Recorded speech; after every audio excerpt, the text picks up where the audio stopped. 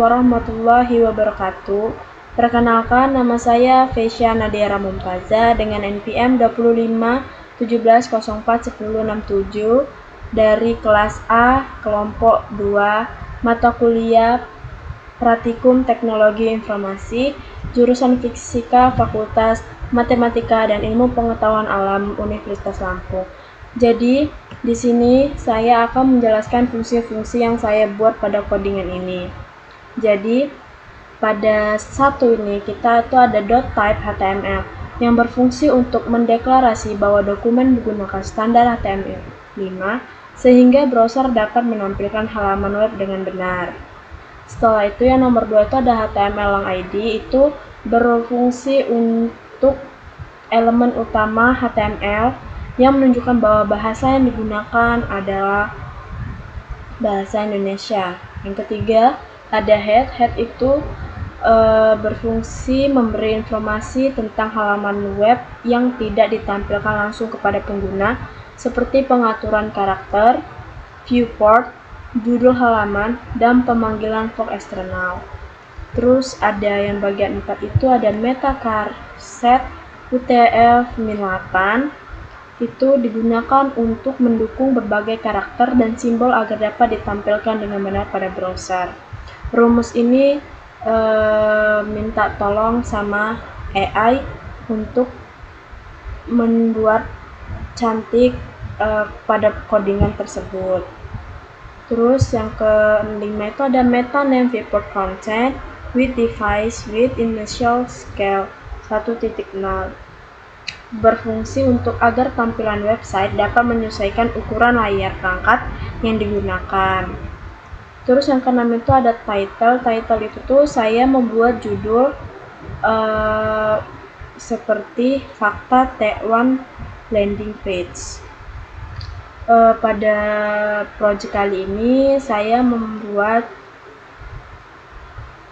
tentang makanan khas Palembang yaitu T1. Terus yang ke-8, 9, 10 itu adalah link Google Code yang digunakan untuk mengambil font dari plus Jakarta Science dari Google Fonts agar tampilan pada codingan menjadi lebih menarik atau tidak kaku. Terus yang ke-12 itu ada style. Habis itu di bagian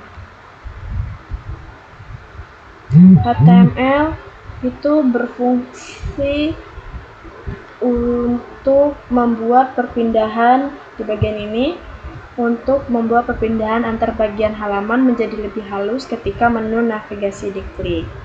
Setelah itu ada body. Nih di sini body berfungsi untuk mengatur warna latar belakang, warna teks, tinggi minimum halaman, dan pengatur dasar tampilan website seperti backgroundnya itu warna putih, terus colornya itu background colornya itu warna hitam, colornya itu warna putih, tinggi minimum itu saya 1.6, terus posisinya itu relatif. Setelah itu ada body default. Body default itu berfungsi untuk membuat background berupa gambar T1 yang diberi efek blur sehingga terlihat estetik dan tidak mengganggu isi halaman. Setelah itu ada body after. Body after itu berfungsi untuk menambahkan efek cahaya terbentuk lingkaran berwarna kuning untuk mempercantik tampilan website. Setelah itu ada header.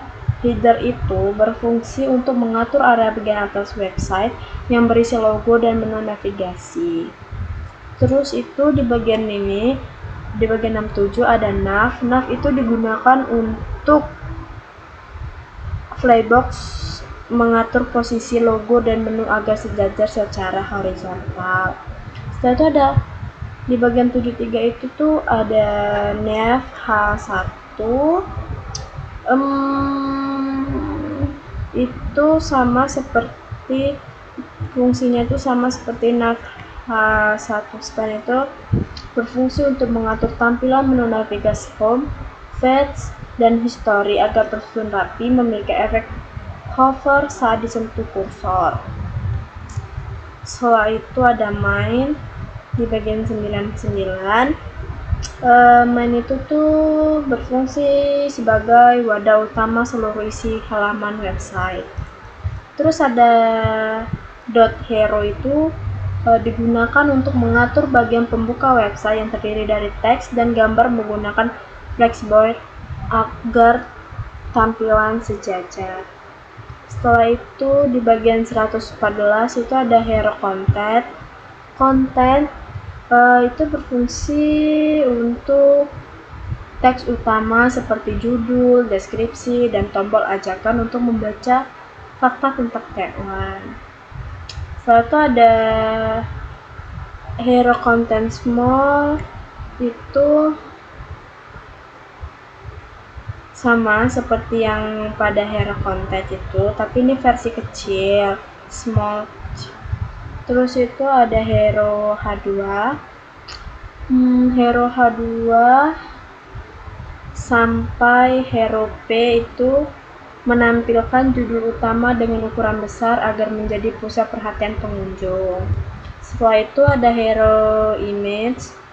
Itu tuh berfungsi untuk menampilkan gambar tewan dengan sudut melengkung dan bayangan sehingga terlihat lebih menarik. Terus itu ada yang namanya BTN. BTN itu berfungsi untuk mendesain tombol seperti pelajari fakta dengan warna kuning serta efek hover ketika diarahkan kursor. Dan ada tambahan warna hitam atau black. Ini warna kuningnya atau warna kuning keorenan. Terus itu ada section title. Section title itu digunakan untuk membuat judul setiap bagian seperti fakta menarik dan sejarah singkat. Sampai ini digunakan warna putih, terus warna oranye kuning gitu. Terus ada grid itu tuh berfungsi menggunakan CSS Grid untuk menyusun beberapa kartu informasi secara otomatis dan responsif agar lebih menarik gitu. Terus ada card itu berfungsi untuk membuat kotak informasi dengan efek transparan, blur, dan animasi hover sehingga tampilan modern. Yang digunakan itu warna agak kehitaman gitu ya, solid. Terus ada history dan history P itu sama aja fungsinya, seperti mengatur tampilan bagian sejarah yang berisi penjelasan mengenai asal-usul dan perkembangan tagline. Terus ada footer itu berfungsi sebagai bagian penutup halaman yang menampilkan identitas pembuat website. Terus di bagian 243 itu ada media max width 764px. Itu berfungsi untuk membuat tampilan website responsif pada layar laptop dengan mengubah tata letak menjadi vertikal. Setelah itu ada yang namanya section ID home class hero. Itu berfungsi yang berisi untuk menampilkan judul utama, deskripsi, tombol, dan gambar tagline. Terus ada section ID feed. Di bagian ini di bagian image RSC itu saya menggunakan tagline.jpg, .jpeg, HLT hidangan tagline Palembang dengan judul itu. Setelah itu section ID feeds ini bagian ini berfungsi untuk menampilkan 3 fakta menarik mengenai Taiwan dalam bentuk kartu informasi yang seperti pada gambar yang ada tata letak 3. Di bagian itu saya kasih judul arti nama singkatan dari Taiwan, terus kuah udang khas sama isi pendukung. Kata-kata ini saya mencari di Google agar lebih menarik, sama ada tambahan sedikit agar menarik. Setelah itu ada section ID History, Class History, itu tentang menjelaskan sejarah Taiwan mulai dari akulturasi budaya Palembang, akulturasi budaya Tionghoa, hingga perkembangan sebagai kuliner khas Indonesia seperti ini.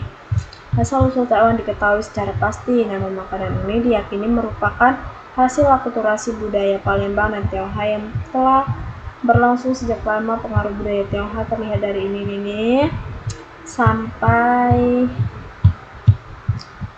di berbagai daerah Indonesia. Pada tambahan lagi, masyarakat Tionghoa memperkenalkan metode pengolahan pasta ikan, sementara masyarakat Palembang menyesuaikan dengan rempah-rempah lokal dan kado seafood untuk menciptakan sup ikan yang hangat. Hidangan ini menjelma menjadi simbol kebersamaan karena kerap disajikan pada acara adat, pernikahan, dan momen kumpul keluarga. Maka Taiwan merupakan makanan khas Palembang yang memiliki sejarah panjang dan menjadi bagian dari identitas budaya masyarakat setempat. Makanan ini lahir dari perpaduan budaya lokal dan Tionghoa serta berkembang menjadi salah satu kuliner yang terkenal di Indonesia dengan cita rasa yang khas dan bahan baku yang mudah ditemukan. Sampai Nusantara. Setelah itu ada voter itu menambahkan copyright atau di atas pembuat website sebagai penutup. Di sini saya menggunakan nama Teisha dan THV. Setelah itu jadi selesai itu jangan lupa di vote, habis itu di go live. Tampilan jadi seperti ini.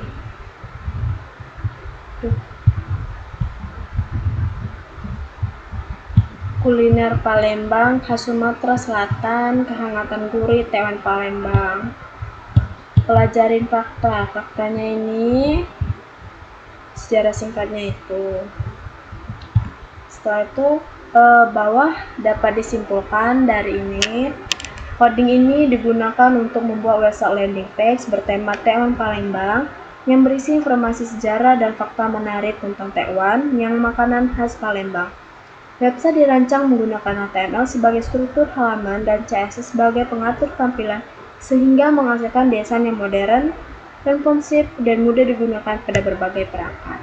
Sekian dari saya, Desya Nadira Mumtazah. Saya tutup. Wassalamualaikum warahmatullahi wabarakatuh.